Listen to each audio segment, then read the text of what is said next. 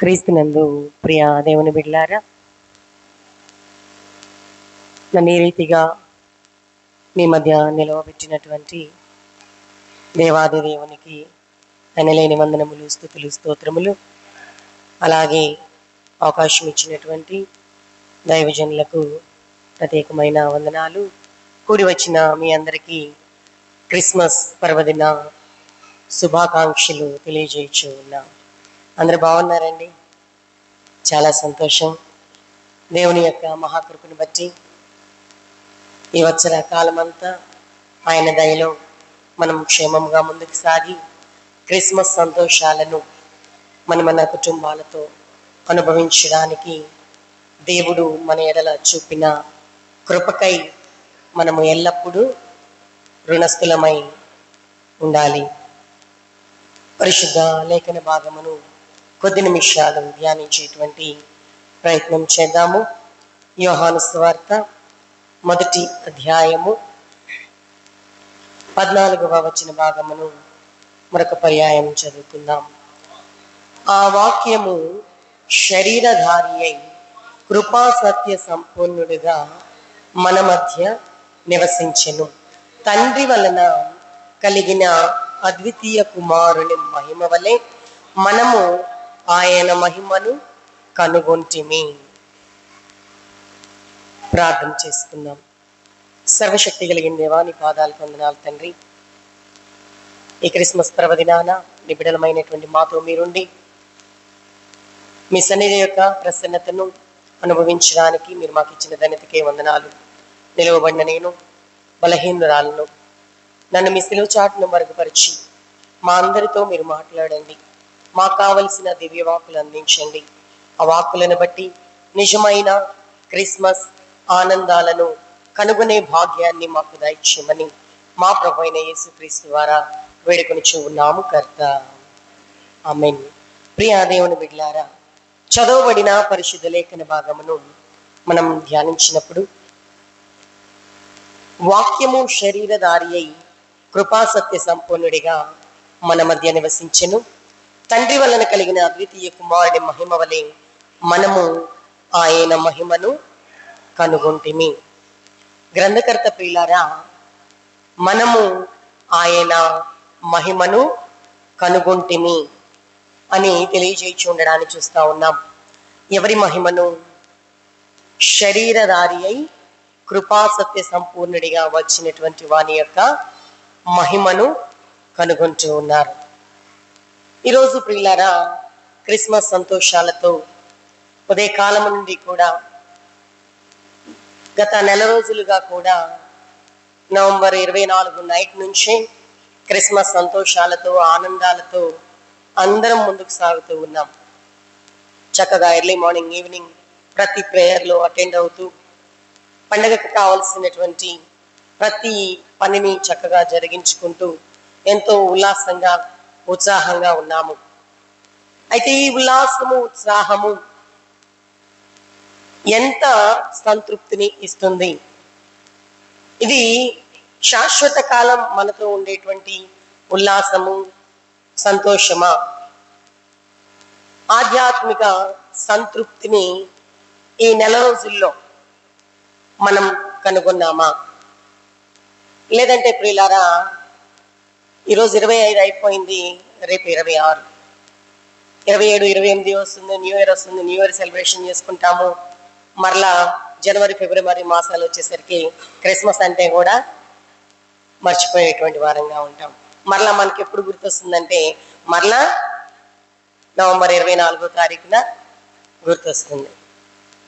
ఇటువంటి స్థితిలో ఒకవేళ మన జీవితాలు ఏమన్నా ఉన్నాయా? ఈ నెల రోజులు మనం ఏం కనుగొన్నాం? ఈ నెల రోజులు మనం ఏం తెలుసుకున్నాం?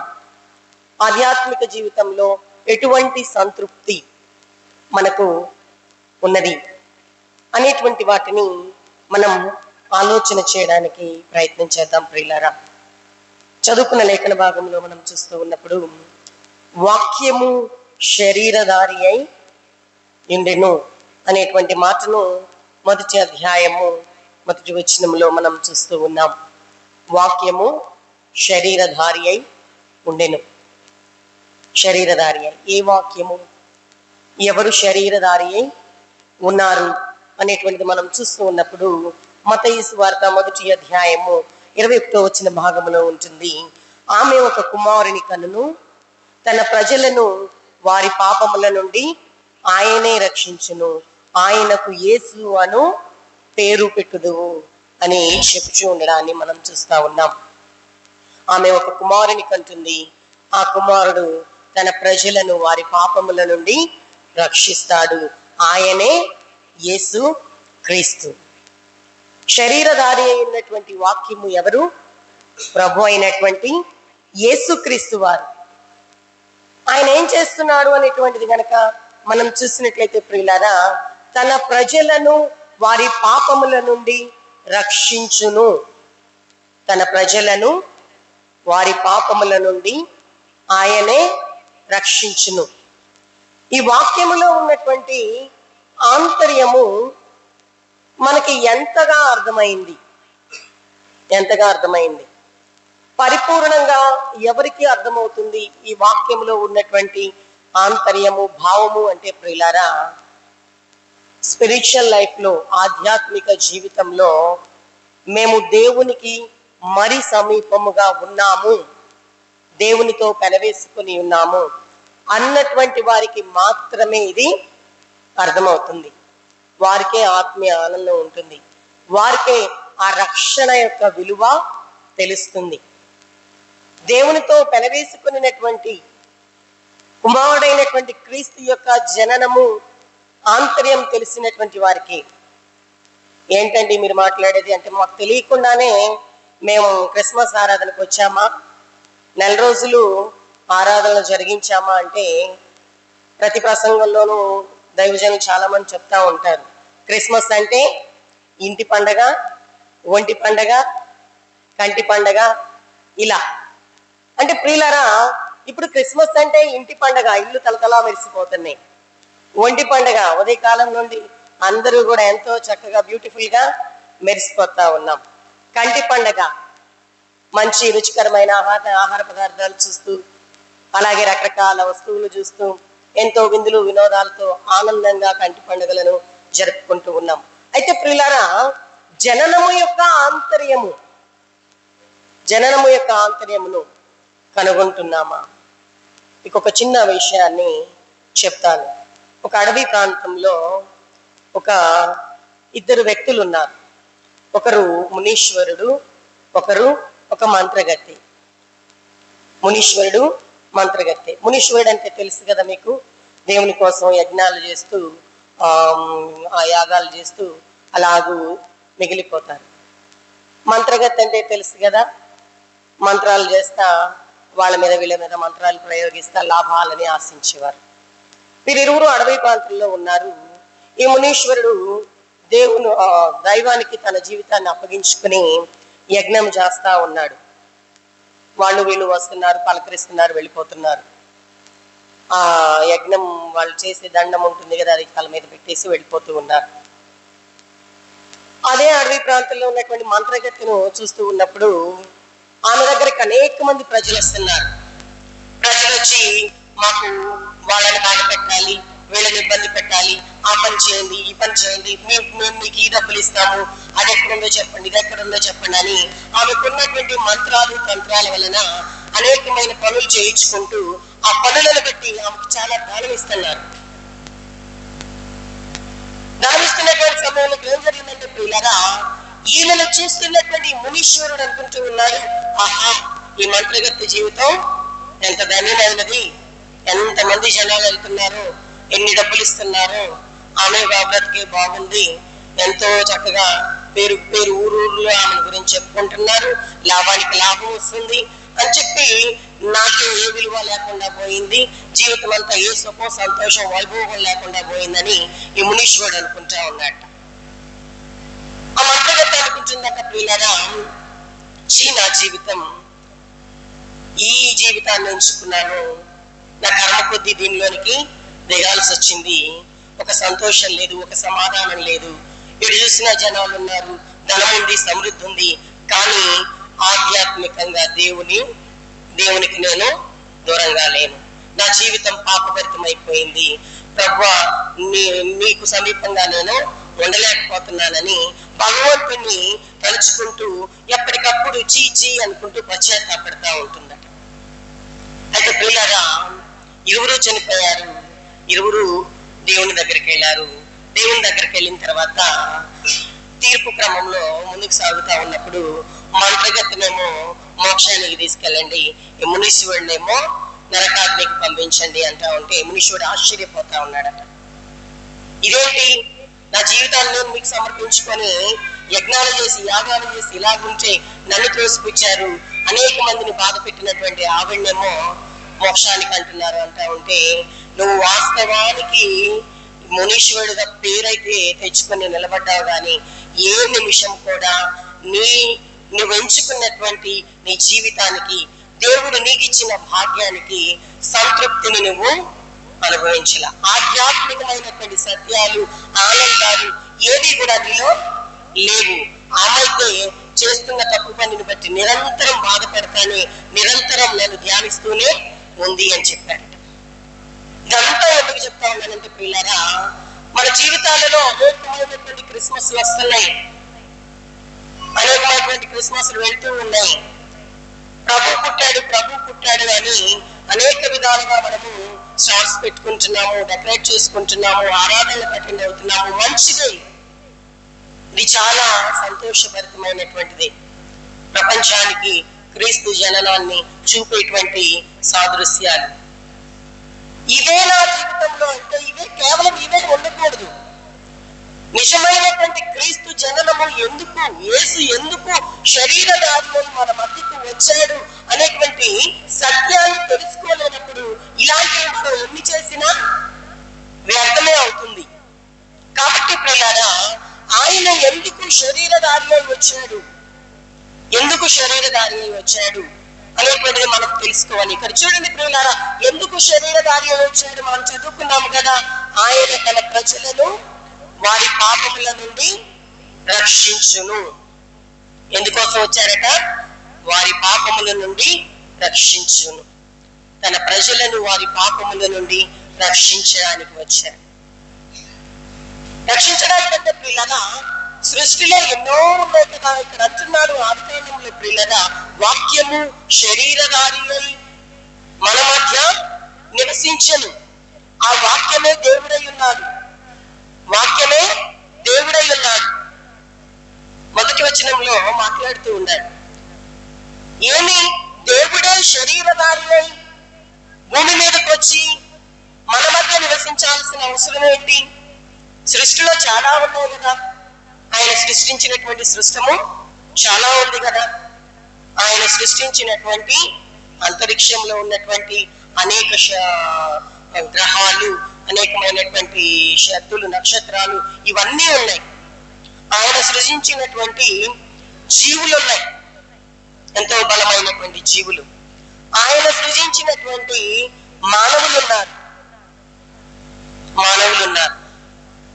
ఆయన సృష్టించినటువంటి సృష్టము ఎంతో ఉంది. ఇన్ని ఉన్నప్పుడు మరి ఎందుకు దేవుడే శరీరధారి అయి మన మధ్య నివసించాడు? ఎందుకు దేవుడే శరీరధారి అయి మన మధ్య నివసించాడు? అంతరిక్షమును మనం చూస్తూ ఉన్నప్పుడు ప్రియులారా, అది దేవుని మాటకి లోబడుతుంది. ఎలియా గారు ప్రార్థన చేయగా దేవుని నామం పేరిట 3.5 సంవత్సరాలు వర్షం ఆగిపోయింది. దేవుని మాట వినలేదా? అవి విన్నవి కదా. అలాగే ప్రియులారా, ఎలీషా గారు ప్రార్థన చేయగా సూర్యుడు చంద్రుడు ఒక దినమలాగా ఆగిపోయారు. అవి వింటున్నాయి కదా. నక్షత్రాలు ఆయన మాట వింటున్నాయి కదా. మరి వాటి ద్వారా రక్షణ ఎందుకు తీసుకురాలేదు దేవుడు? అనేకమైన బలమైన జీవులు ఉన్నాయి. జీవులు సముద్రంలో కావచ్చు, భూమి మీద కావచ్చు, అనేకమైన జీవులు ఉన్నాయి. అవి కూడా దేవుని మాట వింటాయి కదా. కానీ ప్రియులారా, మనుషులు కూడా ఎంతో మంది ఉన్నారు కదా. వీరెవరూ కాకుండా దేవుడే శరీరధారి ఎందుకు వచ్చాడంటే ప్రియులారా, చూడండి, అక్కడ అంటూ ఉన్నాడు, హెబ్రీయులకు రాసినటువంటి పత్రిక 10వ అధ్యాయము 4వ వచనంలో మనం చూస్తూ ఉన్నప్పుడు ప్రియులారా, చదవండి ఒకసారి ఆ లేఖన భాగాన్ని చదువుకుందాము. హెబ్రీయులకు రాసిన పత్రిక 10వ అధ్యాయము 4వ వచన భాగాన్ని మనం చదువుకుంటూ ఉన్నప్పుడు, ఏలయనగా ఎడ్ల యొక్కయు మేకల యొక్కయు రక్తము పాపములను తీసివేయుట అసాధ్యము. ఎలయనగా ఎడ్ల యొక్కయు మేకల యొక్కయు రక్తము పాపమును తీసివేయుట అసాధ్యము. సృష్టిలో ఎన్నో జీవులు ఉన్నాయి, బలమైన జీవులు ఉన్నాయి, దేవుని మాటకు లోబడే జీవులు ఉన్నాయి. అయినను వాటి వలన రక్షణ కలుగదు. లేఖన భాగం చెప్తుంది ప్రియులారా, ఎంత బలమైనటువంటి జీవులైనా, ఎంతటి దేవునికి లోబడినటువంటివైనా వాటి వలన విమోచన కలగదు, రక్షణ కలగదు. ఇంకా మరి మనుషులైనటువంటి వారు ఎంతో మంది ఉన్నారు కదా, జ్ఞానం కలిగిన వాళ్ళు, శక్తి కలిగినటువంటి వాళ్ళు, బలమైనటువంటి వాళ్ళు అంటూ ఉంటే ప్రియులారా, మానవుల గురించి దావీదు గారు అంటూ ఉన్నారు, కీర్తనలు 51వ అధ్యాయం 5వ వచనంలో మనం చూస్తూ ఉన్నాము, నేను పాపములోనే ఉద్భవించిన వాడను, నా తల్లి నన్ను పాపములోనే గర్భము ధరించినది అనేటువంటి మాటను తెలియజేయచ్చు ఉండడాన్ని చూస్తా ఉన్నాం. ప్రియులారా, పాపములో ఉద్భవించిన వాడను, ఆధ్యాత్మికమైనటువంటి పాపము తరువాత మానవులందరూ కూడా జన్మించినటువంటి వారు కాబట్టి భూమి మీద ఉన్న ఏ మనుషుల వలన కూడా పాప విమోచన కలుగదు. సృష్టిలో ఉన్నటువంటి ఏ సృష్టిము వలన కూడా రక్షణ కలగదు. రక్షణ కలగాలంటే, తన వారిని రక్షించాలంటే దైవత్వము కలిగినటువంటి, శక్తివంతుడైనటువంటి, పరిశుద్ధుడైనటువంటి, పావనుడైనటువంటి యుగ పురుషుడు జన్మించాలి. అందుకే ప్రియులారా, ఆయన శరీరధారి అయి మన మధ్య నివసించెను అనేటువంటి మాటను తెలియజేసి ఉండడాన్ని చూస్తా ఉన్నాం. శరీరధారి అయి ఆయన మన మధ్య నివసించని. ఎందుకు శరీరధారిగా యేసుక్రీస్తు వారు భూమి మీద జన్మించారు? తండ్రి అయినటువంటి దేవుడు ఎన్నో బలమైనటువంటి జీవులు ఉన్నప్పటికీ ఆయనే క్రీస్తుగా శరీరధారి అయి భూమి మీదకి వచ్చారు అనేటువంటిది మనం చూస్తా ఉన్నప్పుడు ఆయనకున్న ఆధిక్యత ఏంటి, ఆయనకున్నటువంటి విశిష్టత ఏంటి, ఎందుకు ఈ రీతిగా జనన వేడుకలు, అనేకమైనటువంటి పండుగలు, ఆరంభాలు, ఆర్భాటాలు అని గనక మనం చూసినట్లయితే ప్రియులారా, యేసు క్రీస్తును నిజముగా మనము గుర్తెరిగితే ఈ క్వశ్చన్ మనకి రాదు.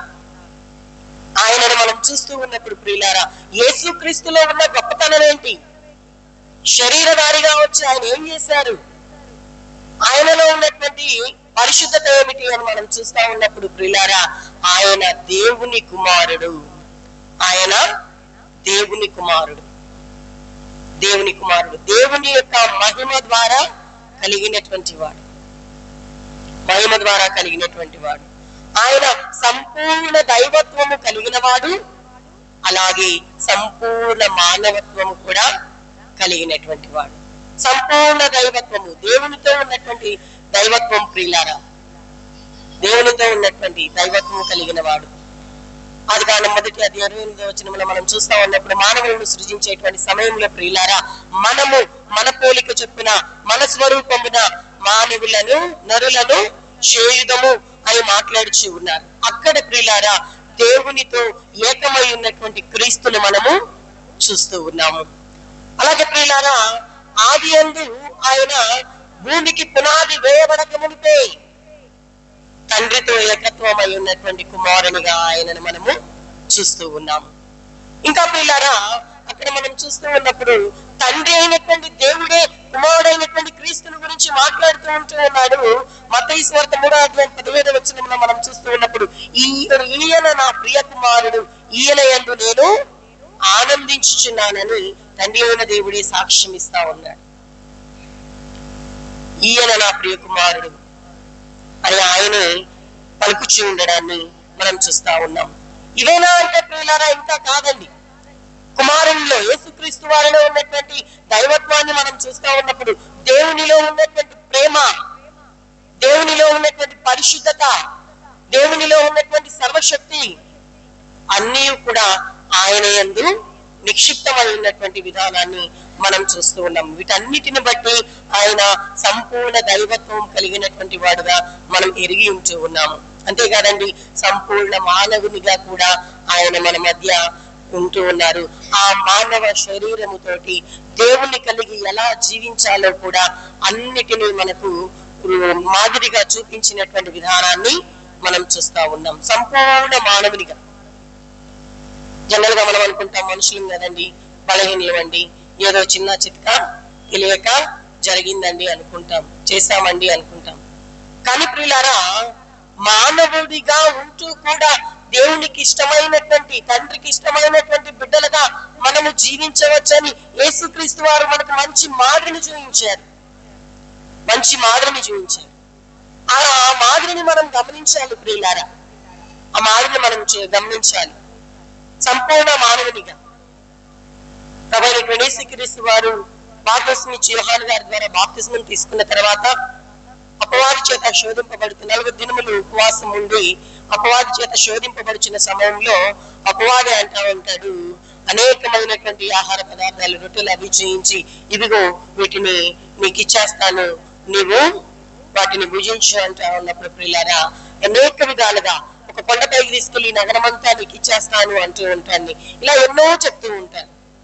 శోధిస్తాడు. ఏ ఒక్క బలహీనతకి కూడా యేసుక్రీస్తు వారు లోబడల. సాతానును జయించినటువంటి వాడుగా అక్కడ మనం చూస్తూ ఉన్నాం. సంపూర్ణ మానవత్వం ఆయనలో మనం గమనించగలము. ఆయనకు నిద్ర, ఆకలి అన్ని కూడా మనం గమనిస్తూనే ఉన్నాము ప్రియులారా. లేఖనంలో అనేక మార్లు మనం చూస్తూ ఉన్నాం. మానవునిగా ఉంటూ అనేకమైనటువంటి బలహీనతలను, అనేకమైనటువంటి వీటన్నిటిని కూడా ఎదిరించవచ్చు. దేవునిలో ఉంటే మనము దేవుని కొరకు జీవించవచ్చు అని ఎంతో చక్కగా ప్రభువైనటువంటి క్రీస్తు వారు మనకు మాదిరిని చూపించినటువంటి విధానాన్ని అక్కడ మనం చూస్తూ ఉన్నాం. దేవుడే మా శరీరధారి అయి భూమి మీదకి వచ్చినటువంటి సమయంలో ఎన్నో ఇబ్బందులు. ఎంత ఇబ్బంది అంటే, ఆయన పుట్టినప్పుడు ఆయన పెట్టడానికి స్థలము లేదు. ఆయన ఆకలి కొన్నాడు. దైవ కుమారుడు ఆకలి కొని అపవాది చేత శోధింపబడతా ఉన్నాడు. దాహం అవుతా ఉన్నది. ప్రియులారా, ప్రశాంతమైనటువంటి జీవితం అనేటువంటిది ఎక్కడ కూడా లేదు. వీటన్నిటితో పాటు అనేకమైనటువంటి నిందలు కూడా, యేసుక్రీస్తు వారు అవమానాలు కూడా యూదుల చేత కొన్ని సందర్భాలలో అనుభవించడం మనం చూస్తూ ఉన్నాం. ఎక్కడ కూడా తొందరపాటు కానీ, బలహీనత కానీ అవకాశము ఇవ్వలేదు. ప్రతి నిమిషము తండ్రి ఆజ్ఞ నెరవేర్చుటకే నేను వచ్చాను అని ఆయనకు అప్పగింపబడిన ఆ ప్రజల భారమును, ప్రజల యొక్క రక్షణ, విమోచన మార్గం కొరకు తను తాను బలముగా నిలబెట్టుకున్నటువంటి విధానం మనం చూస్తా ఉన్నాం. తండ్రి ఎందుకొరకు ఆయనను పంపించాడు? యేసుక్రీస్తు వారిని ఎందుకు భూమి మీదకి పంపించారు? తండ్రి కుమారునిగా, మనిషి కుమారునిగా ఎందుకు భూమి మీదకి వచ్చారంటే, లూకాసు వార్తలు అంటా ఉంటారు కదా ప్రియులారా, 4వ అధ్యాయం 16వ వచనంలో మనం చూస్తా ఉన్నప్పుడు, బీదలకు సువార్త ప్రకటించుటకు, అలాగే ఆయన నన్ను అభిషేకించెను, చెరలో ఉన్న వారికి విడుదల, గుడ్డి వారికి చూపు, నలిగిన వారిని విడిపించుటకు, ప్రభువు హితవత్సరము ప్రకటించుటకు. ఏ పని నిమిత్తం ఆయన పంపబడి ఉన్నారో వాటన్నిటినీ మానవ రూపంలోనే శరీరధారి అయి ఎంతో చక్కగా మనకు నెరవేర్చినటువంటి విధానాన్ని మనం చూస్తా ఉన్నాం. ఏమండి, దేవుడే మానవ రూపమై శరీరధారి అయి వచ్చారంటున్నారు కదా, మరి ఆ అవమానాలు ఎందుకు? స్థలం లేకపోవడం ఏంటి? ఆకలేంటి? బాధ ఏంటి? ఆ సిలువలో శ్రమలేంటి? ఇవన్నీ ఎందుకు? దేవుడు అనుభవించడం అవసరం అంటారా? ఎందుకు ఇదంతా అనుభవించాడు? ఎందుకంటే ప్రియులారా, మనం చదువుకున్నాం కదా, తన ప్రజలను వారి పాపముల నుండి ఆయనే రక్షించును. రక్షణ యాగము కొరకు ఆయన పంపబడి ఉన్నాడు గనక ప్రియులారా, ఆ రక్షణ యాగము కొరకు తనను తాను బలముగా నిలబెట్టుకున్నటువంటి వాడుగా, ఆ దైవత్వము కలిగినటువంటి వాడుగా, మహోన్నతుడిగా ప్రియులారా భూమి మీద ఆయన తన కార్యమును నెరవేర్చినటువంటి విధానాన్ని మనం గమనించాలి. యేసుక్రీస్తు నిజమైన రక్షకుడని గమనించాలి. ప్రభుహితవత్సరము, దేవుని యొక్క ఉద్దేశము, దేవుని యొక్క ప్రేమ, దేవుని యొక్క పరిశుద్ధత ప్రజలకు, తన వారికి తెలియాలి. దేవునికి తన బిడ్డలకు ఏర్పడినటువంటి ఆ అగాధము తొలగిపోవాలి. అది కేవలము ఒక క్రీస్తు వలనే జరుగుతుంది. అది ప్రజలు అర్థం చేసుకోవాలి. అర్థం చేసుకోవాలంటే ఎడ్ల యొక్క కోడెల యొక్క క్రియల వలన అది జరగదు. సృష్టిలో ఏ జీవి కూడా అది చేయలేదు. ఆఖరికి ప్రియులారా దేవదూతలకు కూడా అట్టి భాగ్యము లేదు. ఎందుకంటే ప్రియులారా కేవలము ఒక కుమారునికి మాత్రమే ఆ ధన్యతను ఆయన అనుగ్రహించుచూ ఉండడాన్ని మనం చూస్తూ ఉన్నాం. హెబ్రీయులకు రాసిన పత్రిక దినాన పత్రికా పాఠాన్ని మనం చూస్తూ ఉన్నప్పుడు ప్రియులారా మొదటి అధ్యాయంలోనే అక్కడ మాట్లాడుతూ ఉండడాన్ని చూస్తా ఉన్నాం. చూడండి ప్రియులారా, హెబ్రీయులకు రాసినటువంటి పత్రిక మొదటి అధ్యాయంలోనే మనం చూస్తూ ఉన్నప్పుడు అక్కడ చదవండి.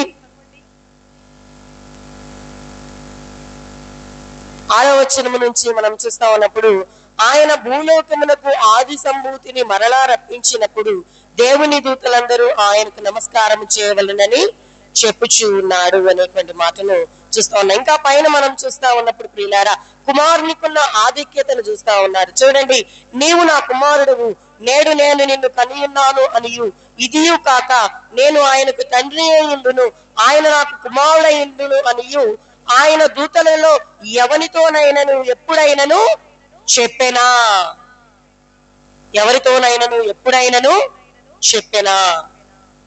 దూతలు కూడా ప్రభు మాటకు లోబడిన వారే, శక్తి సామర్థ్యాలు కలిగినటువంటి వారే.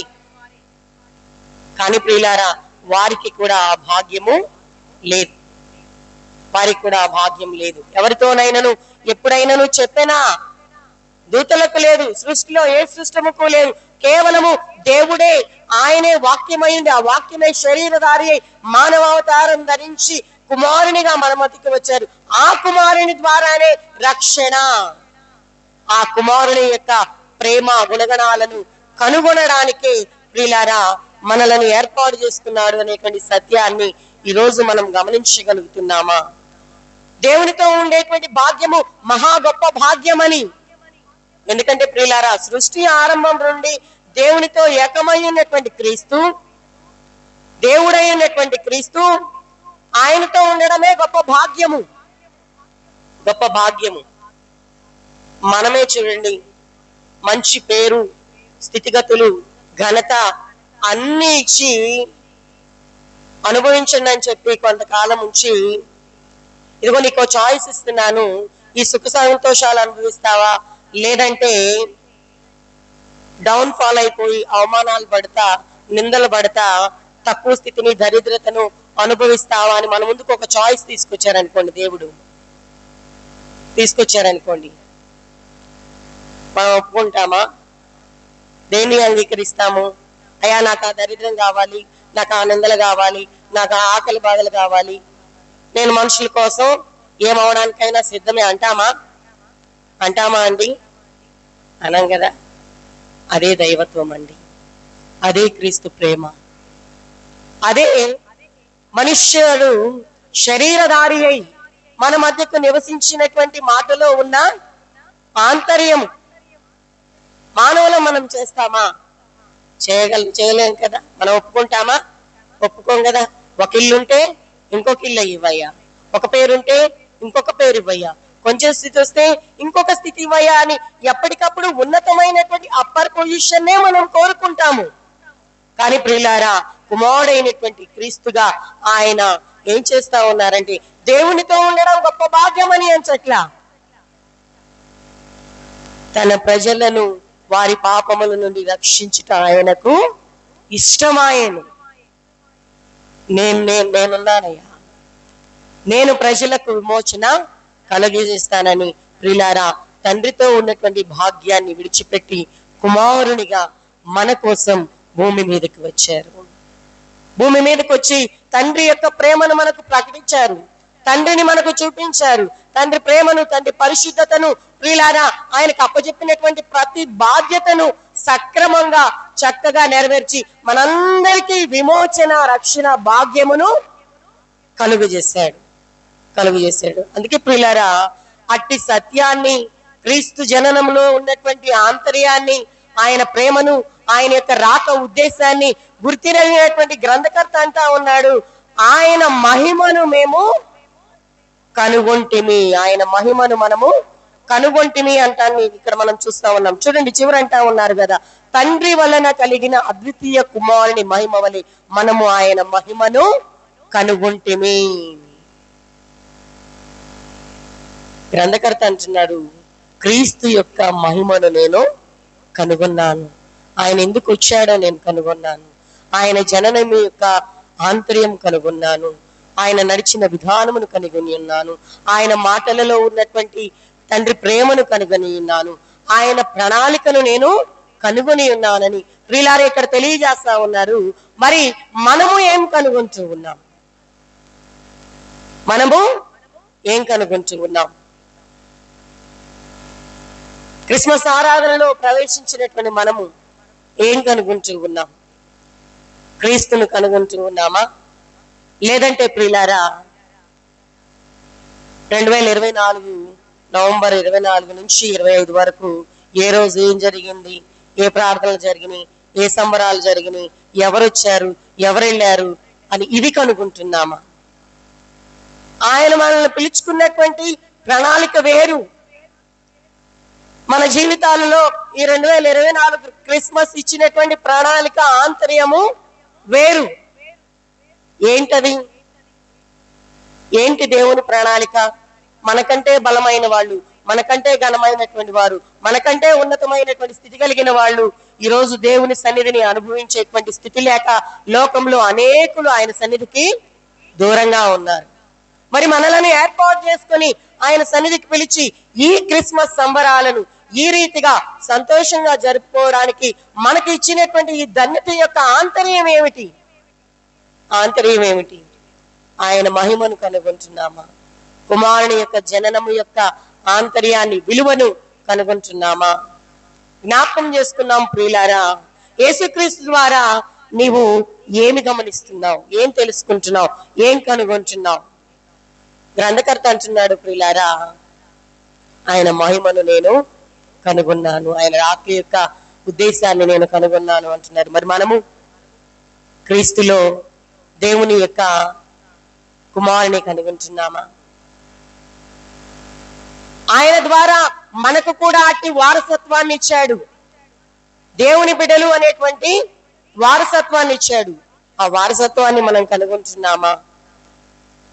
కుమారుని యొక్క జననం ద్వారా ఆయన యొక్క లక్షణాలను మనం కనుగొంటున్నామా? దేవుని లక్షణాలు కుమారునిలో చక్కగా నిక్షిప్తమై ఉన్నాయి. ప్రేమ, జాలి, కరుణ ఇవన్నీ కూడా కనుగొంటూ ఉన్నాం. మరి అవన్నీ గమనించగలుగుతున్నామా? ప్రియులారా, ఇంకా మనం చూస్తా ఉన్నప్పుడు కుమారునిలో పరిశుద్ధత